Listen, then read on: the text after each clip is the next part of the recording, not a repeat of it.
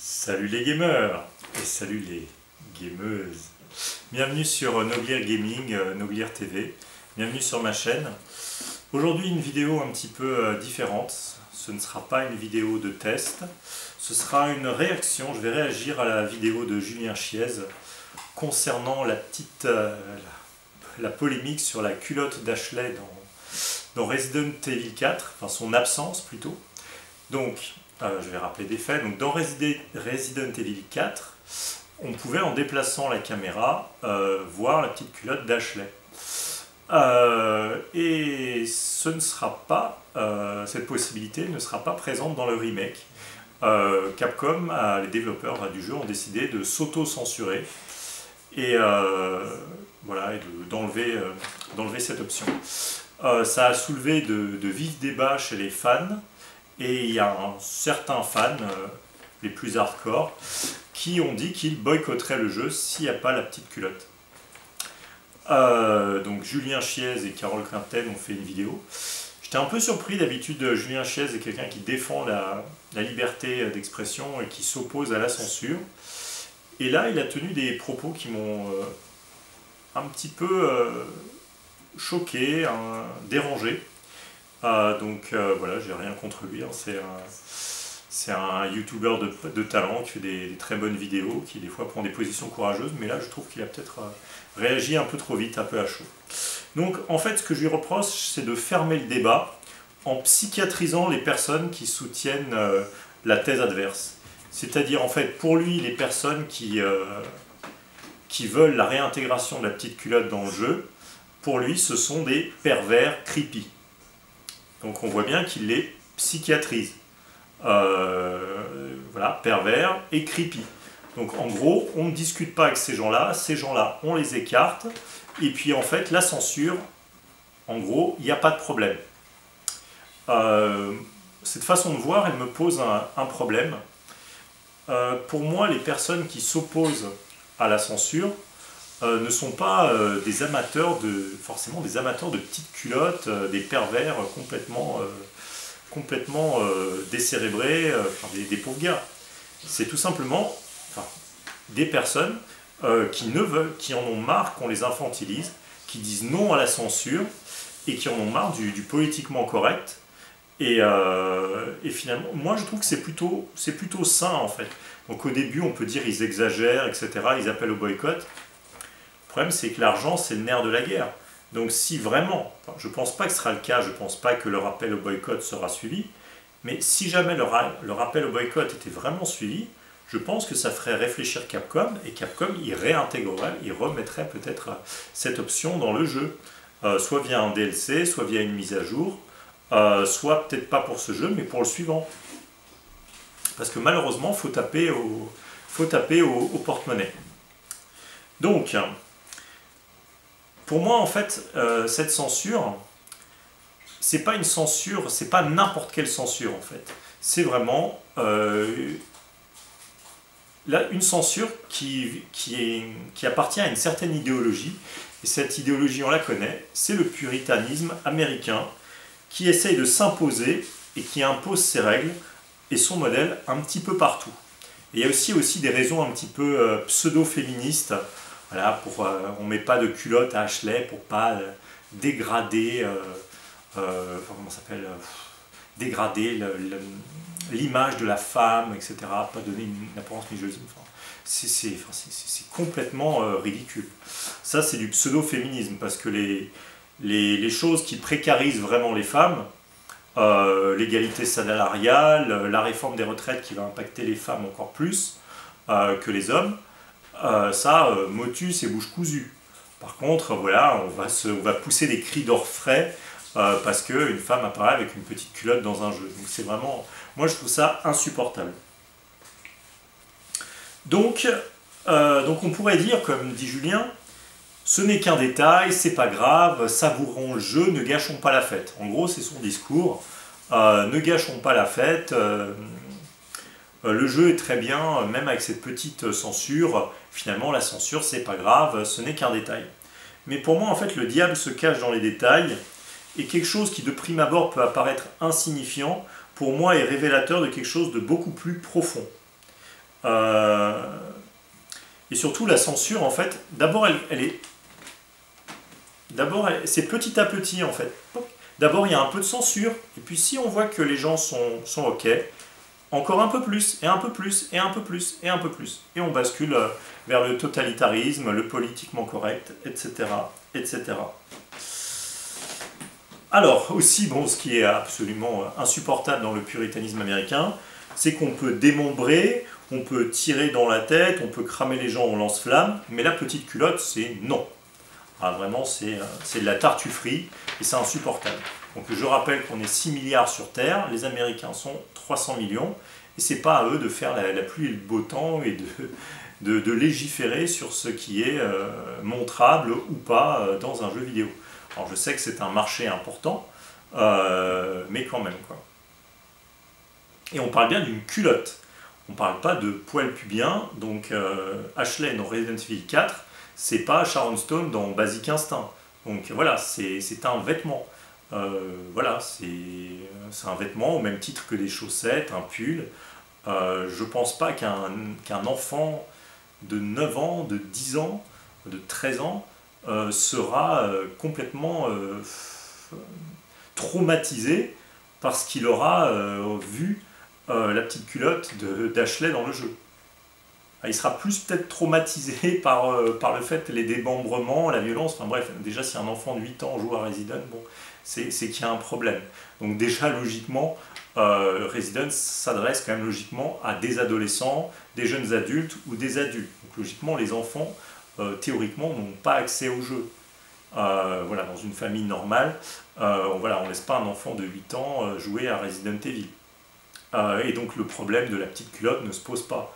Un ado, une petite culotte, il s'en fiche complètement. Je pense que sur son ordinateur, il a vu bien pire en faisant des recherches. Donc, faut arrêter. Et aussi, la petite culotte, ça fait partie de la pop culture japonaise. C'est un sketch récurrent dans les mangas, les animés, et par extension dans les jeux vidéo. Donc, des mangas comme Ranma, ou Juliette je t'aime, il y a toujours cette fameuse scène des bains où les garçons jettent un petit coup d'œil dans le bain des filles, ou bien il y a un papy un peu pervers qui vole des culottes. Ça fait partie de l'humour nippon. Voilà, l'humour nippon, il peut être un peu scatologique, il peut être un peu érotique, et c'est aussi pour ça qu'on aime en fait les mangas, parce que ça propose quelque chose de totalement différent. C'est vraiment une autre culture avec un autre mode de pensée, une autre philosophie. Et ben non, là, on veut tout niveler, on veut que tout soit tout formaté, on veut que tout soit pareil, qu'il y ait des McDo sur les 4 coins du globe. Non, j'ai pas envie. Et je pense qu'il faut s'insurger contre ça. Donc, il y a un point sur lequel je suis d'accord avec Julien, c'est que les personnes qui se tapent des barres sur des petites culottes, certes, ces personnes-là ont un problème psychologique. Mais déjà, je pense que ces personnes sont... Mais c'est un nombre infime de personnes, il ne faut pas grossir le phénomène. Et surtout, moi, ce qui me choque beaucoup plus, c'est une personne qui va dire « va des rétros Satanas » dès qu'elle voit une petite culotte, qui va sortir la torche et qui va vouloir mettre tout le monde sur le bûcher et tout interdire. Donc cette personne, elle est beaucoup, beaucoup plus dangereuse et intolérante que le petit pervers qui va être là et qui va bouger le joystick pour faire bouger la caméra, voilà, dans un angle un petit peu coquin. Donc ça, c'est la première chose, le fait de psychiatriser les opposants et aussi d'évacuer dans le même temps tout le débat sur la censure, en fait. Quand vous regardez la vidéo de Julien Chiez et de Carole Quinten, on parle quasiment pas de censure. Voilà, ils montent sur leurs grands chevaux et ils disent « Ah, ces gens-là, c'est pas des fans, c'est pas des gamers ». Alors déjà, de quel droit se permettent-ils de dire qui est gamer, qui ne l'est pas? Voilà, ils se mettent dans la position du maître d'école qui distribue des bons points. Toi, tu es un bon élève, toi, tu es un mauvais élève, donc va au coin avec ton bonnet d'âne. Non, là, je pense que voilà, il faut raison garder. Et il y a surtout autre chose qui m'a aussi vraiment déçu et un petit peu agacé, c'est l'argument « il faut la boucler, ne rien dire, accepter la censure », tout ça pour donner une meilleure image du jeu vidéo. Donc en gros, l'argument c'est « Il y a des gens qui donnent une mauvaise image du jeu vidéo, sous-entendu les pervers creepy. Et donc, pour contrebalancer les pervers creepy, faut la boucler, accepter la censure et être des bons petits citoyens bien obéissants. Voilà. Et alors pour moi, bonne image, non. Moi je suis pour la liberté de penser, la liberté de s'exprimer, et la censure est bien plus destructrice, dangereuse et totalitaire que les excès de la liberté d'expression. Je préfère de loin la liberté d'expression et ses excès que la censure. Et ce n'est pas en se soumettant qu'on donne une bonne image, c'est en apportant du débat, des arguments, et pas en disant stop, circuler, il n'y a rien à voir. Puis il y a une autre technique aussi des ennemis, des gens qui aiment bien censurer, c'est prendre un miroir grossissant, une loupe, et se focaliser sur un micro-phénomène et en faire une généralité. 95% des gens qui ont fait Resident Evil 4, moi inclus, ne savaient pas qu'on pouvait regarder sous la robe d'Ashley. Enfin, ça m'est pas venu à l'esprit, quoi. Et il y a peut-être 4 autres pourcents qui l'ont essayé une fois en se disant « Ah ouais, c'est marrant, voilà, c'est un easter egg », tout ça pour voir ce que ça donne, pour voir la fameuse phrase cachée d'Ashley qui dit à Léon qu'il est un petit coquin. Et puis il y a peut-être 1%, voire 0,0001% de personnes qui vraiment vont perdre du temps à regarder la petite culotte d'Ashley sous toutes les coutures. Enfin, faut arrêter de dire n'importe quoi. Et donc les gens qui appellent au boycott, on ne peut pas les psychiatriser et dire que c'est des gens qui n'ont rien dans la tête et que c'est juste des pervers sexuels, voilà, des voyeurs. Non, c'est des gens qui en ont marre d'être infantilisés, qui en ont marre de la censure, qui en ont marre du politiquement correct, et marre surtout que voilà, c'est les États-Unis qui donnent le là en matière de bon goût, en qu'est-ce qu'il faut penser, pas penser, enfin voilà, donc c'est insupportable.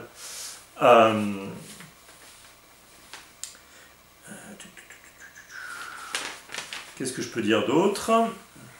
Donc voilà, donc c'est extrêmement triste que des éditeurs japonais ont peur de faire des trucs japonais. Je trouve ça que c'est grave. L'autocensure, c'est ce qu'il y a de pire, c'est le stade ultime de la censure. C'est-à-dire vraiment la peur du gendarme, elle est tellement ancrée dans l'esprit des gens, elle a tellement infusé, le politiquement correct a tellement infusé, que voilà, si ça se trouve en fait, il n'y aurait pas eu de polémique. Ça se trouve, Capcom aurait sorti... on aurait pu regarder la petite culotte d'Ashley dans le remake, et puis personne n'en aurait parlé. Voilà, il se serait rien passé. Voilà. Mais non, ils ont été frileux, ils ont été peureux, et ils se sont auto-censurés. Donc oui, je comprends que les fans de Capcom soient déçus, et que certains appellent au boycott, pourquoi pas, c'est leur droit. L'argent, c'est le nerf de la guerre, donc effectivement, c'est une façon de se faire entendre. Les joueurs, voilà, ils n'ont pas d'autre façon de se faire entendre. Enfin oui, ils peuvent poster des messages sur les réseaux sociaux, mais bon, voilà, les messages, bon, petits messages, est-ce que ce sera suffisant pour faire pencher la balance et obtenir gain de cause? Rien n'est moins sûr. Ça me rappelle des exemples de censure récente. Et on voit que c'est quand même inquiétant. Il y a vraiment des associations qui ont des financements pour le moins étranges, qui se servent de leur argent, de fonds pour faire des procès à tout le monde. Et donc on se rappelle en fait de la polémique, les Tchèques, le studio tchèque qui a fait Kingdom Deliverance. On a reproché à ce studio de ne pas avoir mis de minorité visible dans leur jeu qui se passe au Moyen-Âge. Allô les gens, allô. Et les Tchèques, bravo à eux, ils ont été courageux, ils ont dit fuck, on vous emmerde, on fera le jeu qu'on a envie de faire, et puis voilà. Et donc ils n'ont pas baissé leur froc, ils ont fait leur jeu, et puis finalement, voilà. À ma connaissance, ils n'ont pas eu de procès, ils n'ont pas versé de dommages et intérêts ou quoi que ce soit. Tout s'est bien passé. Comme quoi, des fois, la peur, c'est quelque chose d'irrationnel, la peur, en fait. Et peut-être qu'il y a les gens qui ont donné, à l'intérieur de chez Capcom, qui ont donné les conseils de s'auto-censurer. Je pense qu'ils ont peut-être eu une attitude complètement irrationnelle. Si ça se trouve, il ne se serait rien passé. Il y a d'autres phénomènes aussi qui sont de censure, enfin, le jeu Watch Dogs, les producteurs du jeu, le jeu est sorti à peu près au moment du Brexit, ils ont bien mis en garde les joueurs, ils ont dit attention, si vous votez pour le Brexit, l'Angleterre va se transformer, deviendra un watchdog, un pays cataclysmique. On voit qu'ils ont eu tort sur toute la ligne. Voilà, ils n'avaient aucun argument rationnel pour dire que le Brexit sera un échec. La seule chose qu'ils ont dit, c'est agiter le spectre de la peur, attention, ça va être le cataclysme, etc. Bon. Donc voilà. Plus on se soumet, plus on donne de l'importance à des personnes nuisibles qui, par le biais de financements assez surprenants, ne font au nom de la liberté qu'imposer toujours plus de censure. Ces personnes ont bien compris que le jeu vidéo touche énormément de personnes et veulent orienter les esprits via ce média de masse en mettant en avant leurs idées et la censure des opinions divergentes. Donc le jeu vidéo, ben, c'est très bien, il s'est démocratisé. Par contre, comme il s'est démocratisé, bah, il s'est aussi un peu uniformisé et il suscite les appétits, les convoitises de certaines personnes qui veulent faire passer leurs idées via ce média. Et c'est extrêmement triste, extrêmement dangereux, il faut être vigilant. Et justement, c'est un peu triste que des youtubeurs qui sont écoutés, qui ont beaucoup de followers, ne montent pas au créneau pour dénoncer ce genre de choses. Voilà, parce que moi je suis une chaîne... très confidentiel, donc voilà, c'est pas ma voix qui va porter. Donc il faudrait que plus de youtubeurs connus dénoncent cette censure. Moi, je sais par exemple que Buglang, lui, il dénonce la censure. C'est quelque chose qui lui plaît pas. Et voilà, d'ailleurs, c'est quelqu'un qui a réagi de façon beaucoup plus détachée et pragmatique. Comment s'appelle, la polémique sur la petite culotte d'Ashley, ça l'a fait sourire.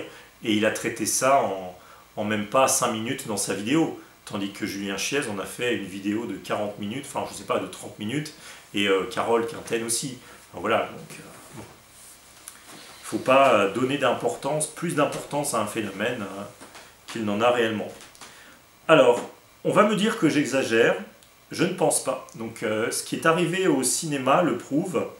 Si nous ne sommes pas vigilants, nous aurons des jeux certes très réussis techniquement, mais formatés de A à Z, insipides, et n'allant pas à l'encontre de la pensée unique, ou pire, s'en faisant le serviteur zélé de la pensée unique.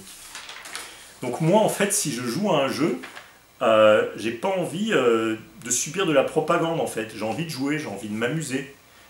Et donc là, en plus, non seulement on paye le jeu, plein pot, avec en plus des DLC et toutes les pratiques commerciales un petit peu dégoûtantes qui ont fleuri ces dernières années, mais en plus il faudrait payer la propagande et il faudrait payer la censure. Donc moi je comprends les gens, ils n'ont pas envie de payer des gars qui s'auto-censurent. Ils ont envie de payer des artistes qui prennent des risques et qui sont audacieux, courageux.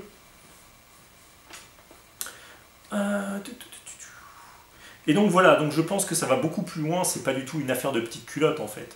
C'est vraiment une affaire de liberté d'expression, une affaire de principe. Moi je partage pas du tout l'avis de Julien Chiez. Je pense que les personnes qui s'insurgent contre cette censure et qui appellent au boycott ne sont pas des pervers creepy ou des gens complètement perchés. Je pense que c'est des gens qui ont compris en fait les enjeux qu'il y a derrière. Je pense d'ailleurs que le jeu sur PC sera très rapidement modé. C'est ça qui est bien sur PC, c'est que sur PC, il y a des petits programmateurs de génie qui vont remettre cette possibilité dans le jeu. C'est ça qui est génial. Vraiment, il y a des gens qui... ça c'est vraiment... bon, il y a des modes où c'est vraiment du n'importe quoi, mais il y a d'autres modes qui sont vraiment un pied de nez à enfin voilà, quoi, au censeur, aux choses comme ça. Donc quelqu'un, par exemple, si jamais le jeu très probablement sortira censuré, ben, si au bout d'une semaine on peut télécharger gratuitement un mode qui permet de contourner la censure, eh ben, je dirais bravo. Et c'est ça en fait, quand il y a une dictature, un totalitarisme qui se met en place, heureusement il y a toujours des gens courageux pour contourner la censure. Et ça c'est extrêmement bien.